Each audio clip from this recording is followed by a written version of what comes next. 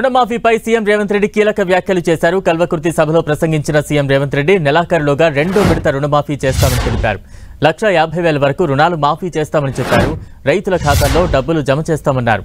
August 15లోగా 2 లక్షల వరకు మాఫీ చేసి తీరుతామని ప్రకటించారు. రైతులకు అండగా ఉంటామని హామీ ఇచ్చారు.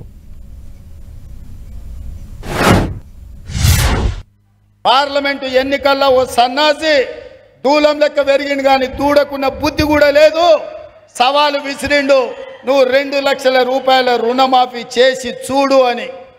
నేను చెప్పిన ఆగస్టు నెలలో తప్పకుండా 2 లక్షల రూపాయల రైతు రుణమాఫీ చేసి రైతుల రుణం తీర్చుకుంటా అని సవాలు విసిరి ఆగస్టు రాకంటే ముందే 1 లక్ష రూపాయల రైతు రుణమాఫీ చేసి పేదవాళ్ళ ఖాతాలో 6,093 కోట్ల రూపాయలు ఇప్పటికే చేసిన. ఈ రోజు ఈ వేదిక మీద నుంచి తెలంగాణ రాష్ట్రంలో ఉన్న లక్షలాది మంది రైతాంగానికి నేను మాట ఇస్తున్నా, జూలై 31 తారీఖు దాటకంటే ముందే 1,50,000 రూపాయలు ఉన్న ప్రతి రైతుకు మళ్ళీ 2వ విడత ఖచ్చితంగా 30 తారీఖు జూలై దాటకంటే ముందే 1,50,000 రూపాయల మీ బాకీని చెల్లించి రైతు రుణం తీర్చుకుంటా అని చెప్పి ఈ కల్వకుర్తి గడ్డ మీద నుంచి నేను మాట ఇస్తున్నా.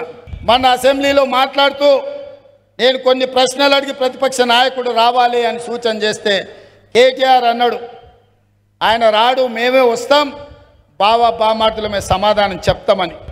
టీవీలో చూసినట్టున్నాడు. 24 తారీఖు నాడు కేటీఆర్ మాట్లాడింది. 25 తారీఖు నాడు పొద్దున్నే 12 గంటలకు అసెంబ్లీ ఉంటే 11:30కి వచ్చి కూర్చున్నాడు కేసీఆర్.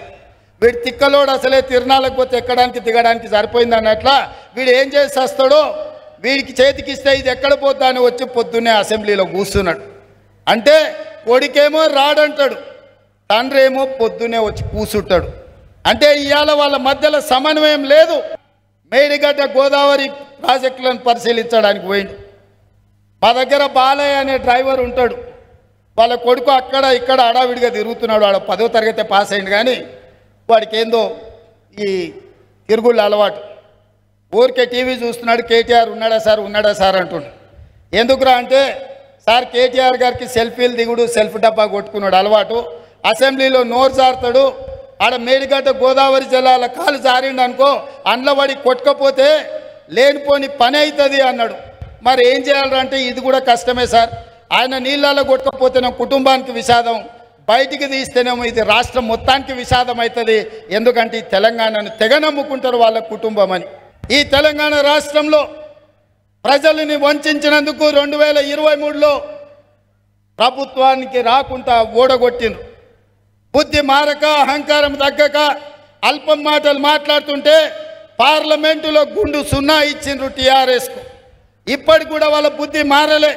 ప్రభుత్వం చేస్తున్న సంక్షేమ కార్యక్రమాలకు, ప్రభుత్వం తీసుకుంటున్న నిర్ణయాలకు సంపూర్ణంగా సహకరించి ప్రతిపక్ష పాత్ర పోషించి ఈ ప్రభుత్వానికి సూచనలు ఇస్తే కనీసం పంచాయతీ ఎన్నికల్లో ఏమైనా వస్తుండే.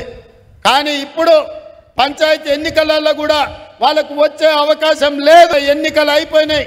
ఇప్పుడు రాబోయేది sarpanch, MPTC, ZPTC, municipal councillor ఎన్నికలు. అంటే కార్యకర్తల ఎన్నికలు. కార్యకర్తల ఎన్నికల కోసం ఈ వేదిక మీద ఉన్న నాయకులు నాతో సహా గ్రామాలు తిరిగి, తండాలలో, గూడాలలో, మారుమూల పల్లెల్లో తిరిగి కాంగ్రెస్ జెండా మోచిన మిమ్మల్ని ప్రజాప్రతినిధులుగా గెలిపించుకునే బాధ్యత మాది.